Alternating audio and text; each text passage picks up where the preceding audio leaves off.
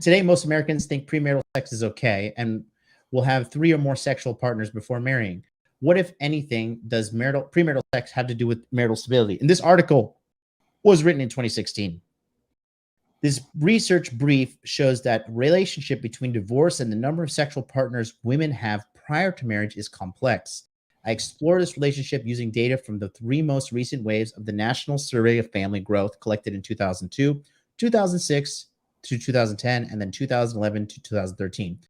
For women marrying since the start of the new millennium, women with 10 or more partners were the most likely to divorce, but this only became true in recent years. Women with 3 to 9 partners were less likely to divorce than women with 2 partners, and women with 0 to 1 partners were the least likely to divorce. So, I mean, that in itself right there is already telling something telling quite the story at the beginning of this article. Yeah. Earlier research found that having multiple sex partners prior to marriage could lead to less happy marriages. I'm actually looking that for later. And often increase the odds of divorce. But sexual attitudes and behaviors continue to change in America, and some of the strongest predictors of divorce in the years gone by no longer matter as much as they once did. In my 2005 books, Understanding the Divorce Cycle, I showed the transmission of divorce between generations became weaker as divorce grew more common. Could the same thing could have happened with sexual behavior? Somewhat surprisingly, the answer appears to be no. Even more noteworthy has been the decline in the proportion of women who get married having had only one sex partner, in most cases, their future husbands. And that's how it used to be. Yeah.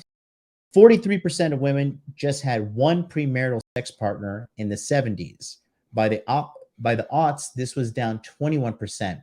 Neither of these two trends changed much after the first decade of the 21st century. Following in the wake of the sexual revolution, the 1970s have been characterized as a decade of carnal exploration.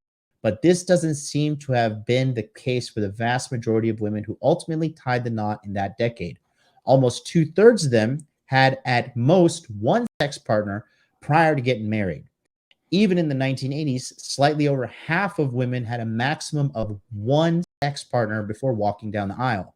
Things looked very different at the start of the new millennium. So this table here is a distribution of women's premarital sex partners by marriage cohort, right? So looking pretty bad. In the 70s, looks like 21% were virgins, right? One partner was 43% of women. 2 partners before she getting married was 16, 3, 8, 6, 4, and 2% had 10 plus partners.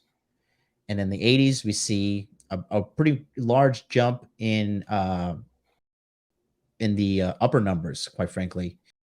Looks like they're kind of getting it in more. Sample size is a little bit larger, but as you can see, as the years progress, the number of virgins in 2010 is actually 5% right there. So shout out to Danielle in the chat. One partner, 22%. That makes her so valuable, really. It really does. It really, really does. Right. 2 partners, 12%. 3 partners, 11%. 4 to 5 partners, 18%.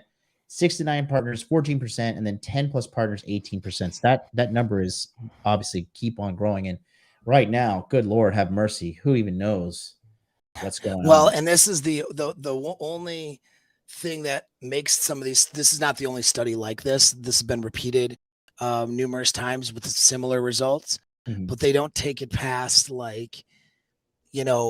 18, 10, and one had taken it up to like 13 or 16. It's like they don't even take it past to where these are rookie numbers by today's standards, and the academic world seems to look like they shy away from wanting to do these studies because they'll be shamed and, their careers will be in jeopardy when they demonstrate an unfavorable view of women.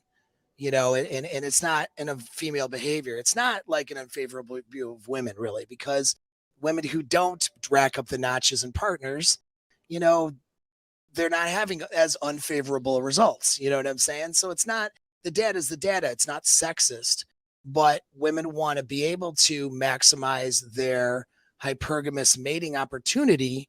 In other words, a woman doesn't want to be told you can't discard a man and fuck another guy. Like they don't want to be told that and say and told that there's consequences for that. And so it's become a taboo topic in the academic world to talk about the effects of notches.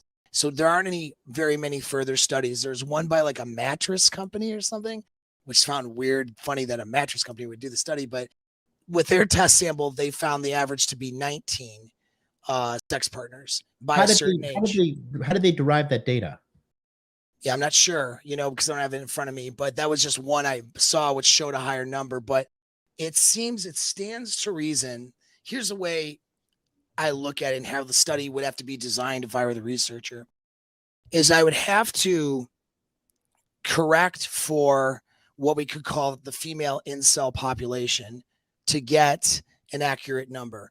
Because we could consider women who have mental disorders, right? Who don't, have really sex partners, more incels. Women who are greatly like obese or physical problems or ailments or social problems. Like there's a category of women like that might take out, 10 or 15% of women that would, and that 10 or 15% will skew the stats. So basically we got to look at like, let's say SMV 3, right? To 10, right? Not the ones who aren't having sex at all because they're not in the marketplace. We want to look at who's in the marketplace, who's open and out there to having sex. How many notches are they racking up? Not some girl who's got some health issue and is bedridden. You know what I mean? She doesn't count in the statistic. So we got to adjust for, maybe start at notch 1. You know what I mean? Meaning that, okay, she's capable of going out there and having sex. And then we look at that data and we look at it over time. So in other words, let's look at by epiphany age. So by 30 is the midlife crisis for women. That's, when women start to approach 30, they start to transition their mindset from short-term mating and having fun and exploring herself and all that stuff into being more commitment minded. So let's cut it off at either 28 or 30 years old and say that's how many notches has she racked up by the time she's decided to become commitment minded. And we could say reasonably, let's say that's 28 years old. So from start to finish, what are we looking at? And I think I'm going to give a very wide standard deviation because the studies aren't there, but we can look at a lot of anecdotal evidence because I'm dating women in their 20s and my clients are, and we see what the results are. We see that commonly a woman in her 20s has gone through anywhere between like 15, maybe about 20 notches. If she's 30 years old, she's gone through like anywhere between 20 and 50 bodies. Right. So like the average woman in the West doesn't even fit this paper because her notches are even higher. So like her statistical, if we follow this model, what point, what point do these statistics change for her, right? I mean, if it is a consistent statistic into her being less capable for relationship happiness, most this correlates to the damning hard to swallow pill is that means that most girls who are 30 this year are not commitment capable. Right. That's the reality of it. They've gone through like the ability for them to be in like not even like I need you to show up and like play a harp and be like dressed like a fucking Victoria's Secret agent. Like just be normal. How about say I'm sorry if you fuck up? Right. Say I'm sorry. Wow. And mean it. How about not criticize your man in public? Yeah. Like, I mean, you know what I mean? We start saying things and guys who are in that blue-pilled world are like, holy shit, that's asking too much. You know what I mean? Well, what if she's in a mood? You know what I mean? Like, what? Like if I'm in a mood, I can't look at my girl and be like, you dumb fucking bitch, like at church or something, like, or in public. I mean, that's horrifying, right? Yeah. I mean, you shouldn't do that, of course. So why would the woman be able to do the female equivalent of that? Do you know what I mean? The roll their eyes and look at you, or just like, oh, well, say something disparaging to other people, you know, joke about how you guys aren't having, you know, good sex. This thing is shit that women do nowadays. It's like fucking insane. It you know, blows my mind how they just can't say sorry. that one, yeah. Personal accountability. Let me ask you this. Now, do they not say sorry because they are unaware? You know, or are they just vindictive? They're devils. No, it's the reason is there is an awareness issue. We'll put it like that, you know, because and there's a drive. The drive is to not be the good, or not to be not the bad chimpanzee, and to be the good chimpanzee. So when I say chimpanzee, I'm talking about our mammalian brains here. Okay. Right. So our mammalian brain, you know, not the human part of our brains, drives us to certain things. We can simplify it by saying men want to be the useful chimpanzee. Right. We want to be useful. Right. We can be the asshole if we're valuable to the team. Right. And we're cool with that as men. That's not it's like the degenerate sales guy. Like, oh, this guy's drunk. He's showing up late. He grabbed the girl's ass in the water room, but he closed $250,000 deals last month. Like, yes, exactly. There you go. You know, I hate that guy, Todd, but he's still hired. Todd, look, we love you. Like, God, just don't do coke in the bathroom anymore. Please, just do it at home. Like, we like you, you know. Yeah, exactly. The usefulness is there, the utility, right? Yes. Yep. Because we were the ones who brought in the resources and provided protection. That was our main role. And so men need to feel useful. Women need to feel good. Like they're the good person, the good, valuable person, because they were managing the social relationships in the tribe and in the camp, as well as utilizing the resources the most efficiently. It's not that women don't want to have utility or usefulness. It's that the usefulness is what helps them make them a good woman, right? It's so the motivator is to be seen as good. So if she says I'm wrong and I'm sorry, that signifies that maybe she's not a good chimpanzee. And so there's a revolt, or there's a resistance to wanting to admit fault and take personal responsibility, and to put responsibility on everybody else. I don't blame them or shame them for that instinctual drive, because shit, you know, in our more savage times, a woman does something bad and wrong and goes, I did it, I'm sorry. Burn her, she's a witch, you know, throw stones at her face. Like, I mean, being the weaker sex, she was more, you know, prone to having violence put against her for making mistakes, which certainly makes somebody not want to take accountability.